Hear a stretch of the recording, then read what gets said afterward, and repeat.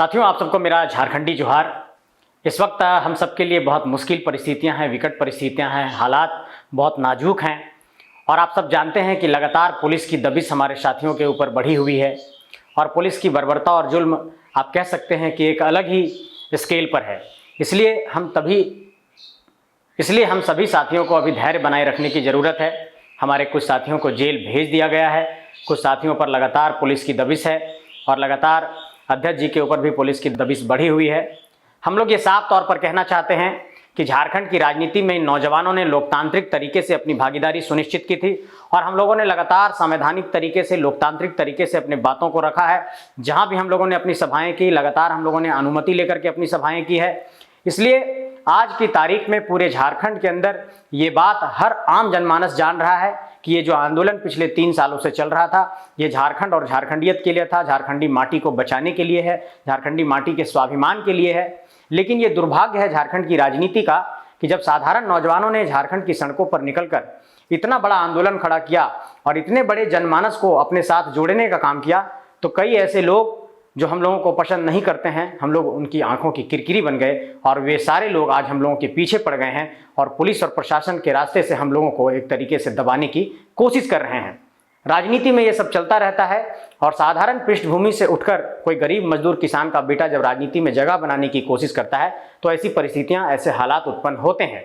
आप सबसे ये कहना चाहते हैं कि आप सब बिल्कुल धैर्य बनाए रखिए। सारी परिस्थितियों पर हम लोगों की नज़र है और हम लोग ये लगातार कोशिश कर रहे हैं कि कानूनी तौर पर इन सारे समस्याओं के समाधान का रास्ता निकाला जाए।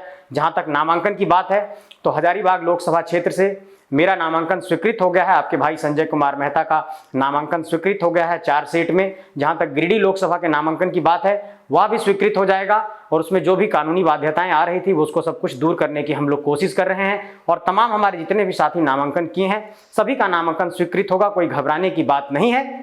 आप लोगों से बस इतना ही कहना चाहते हैं, झारखंड के तमाम आम झारखंडी जनमानस से यही कहना चाहते हैं कि एक एक झारखंडी की लड़ाई है। झारखंड में नेतृत्व का कौशल माटी से कैसे पनपेगा, ये इसकी लड़ाई है और हम लोगों के पास संसाधन बहुत कम है, ना पैसा है ना पूंजी है, सिर्फ हौसला है, आत्मविश्वास है, आपका साथ है और आपका आशीर्वाद है। इसी की बुनियाद पर हम लोग आगे बढ़ रहे हैं। तो आप सबों से ये कहना चाहते हैं कि जितने भी हमारे प्रत्याशी झारखंड के अंदर हैं, जेबी केसेस के प्रत्याशी, हालांकि वो निर्दलीय प्रत्याशी के तौर पर जाने जाएंगे आधिकारिक तौर पर, लेकिन जेबी केसेस के जो प्रत्याशी हैं सारे लोकसभा क्षेत्र में, उन सभी लोकसभा क्षेत्रों में आप लोग एक दूसरे को मदद करिए। और मैं भी ये अपील करना चाहता हूं आप सबसे कि आप सबसे जितना सहयोग हो सकता है, जो भी सहयोग कर सकते हैं, जैसे सहयोग कर सकते हैं, शरीर के बल पर, आप अपने साथ के बल पर, आशीर्वाद के बल पर, जिस तरीके का सहयोग कर सकते हैं, आप सभी के सहयोग का हम सब आकांक्षी हैं। आप लोगों के उम्मीदों के बल पर ही हम लोग आगे बढ़ रहे हैं। इसलिए आप सबसे मेरा ये निवेदन है कि झारखंड की इस लड़ाई को आगे बढ़ाने में मदद कीजिए और झारखंड में झारखंड की माटी से नेतृत्व का कौशल कैसे पनपेगा,